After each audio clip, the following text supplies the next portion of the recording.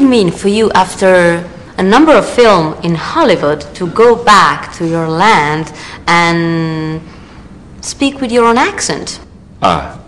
It's terrific. However, I went back and we started rehearsals, and it became clear that my own accent was actually different than the people who really, my character, if I played it exactly as they talk up there, no one would understand what I'm, because they want to talk like that, right? You know, they always talk, and because I think they're worried that flies are going to get in their mouth.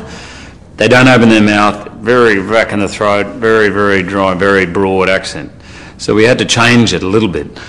But just to do a movie with Australian actors, many of whom I grew up idolising, with someone like Nicole, who's one of the great actors living, and Baz Luhrmann and Catherine Martin. Catherine Martin's won 2 Oscars. Baz Luhrmann's one of the great directors. Shooting in Australia, shooting them back in Sydney as well, in my hometown. It's sort of beyond, I can't even give an answer to really explain how amazing that is. Inconceivable. Inconceivable for me for all these things to line up at once. And almost inconceivable 20 or 30 years ago to imagine that Hollywood would finance a movie like this. When I saw you riding your horse, I thought about Clint Eastwood in the old Western films. So, in approaching the character, did you have in mind some Western characters, or what else?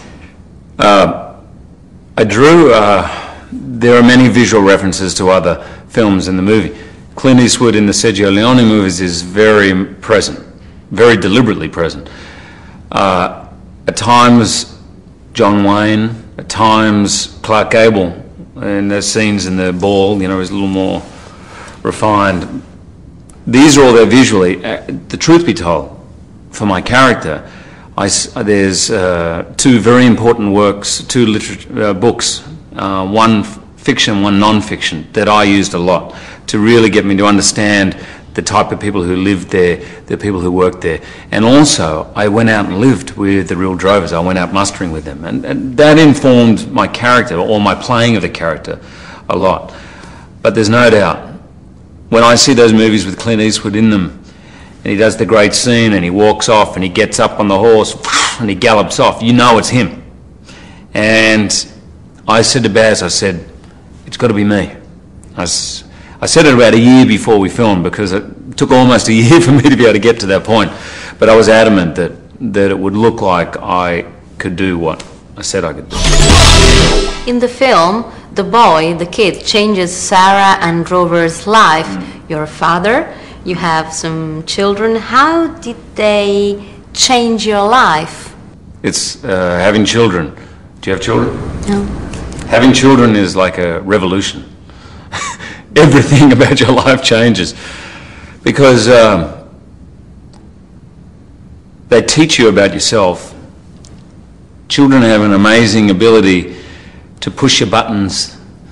They just find them out. So if there's anything in your life unresolved, you've got to resolve it, or it's going to be a really hellish 18 years while they're living with you, because children are like this most pure, perfect reflection of the truth in every way.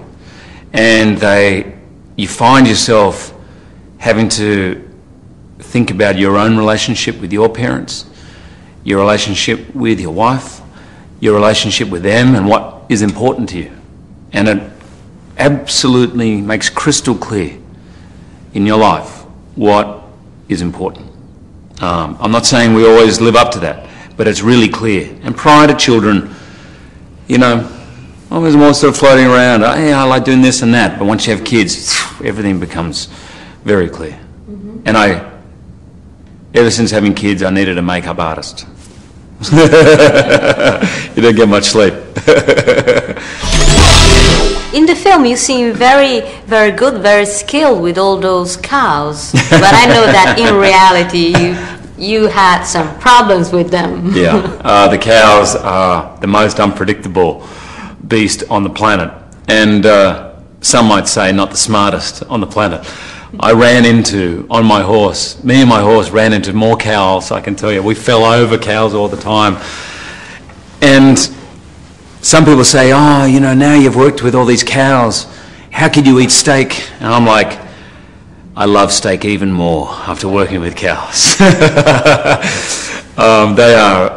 We actually did all that work with the cows. So we were, with the Stampede, it was us racing with them, and I tell you, it's kind of a bit of a miracle that I'm still here today. There's one great scene actually where I knew Baz was shooting in slow motion, and he said, I want you to brand the horse, and then I want you to get up. And just the camera will be rolling and the cow will go away. So I got up, and the other guys I was working with got up. One of them was an Aboriginal actor. He was actually a real horseman. Sorry, he wasn't an actor. So he got up with me.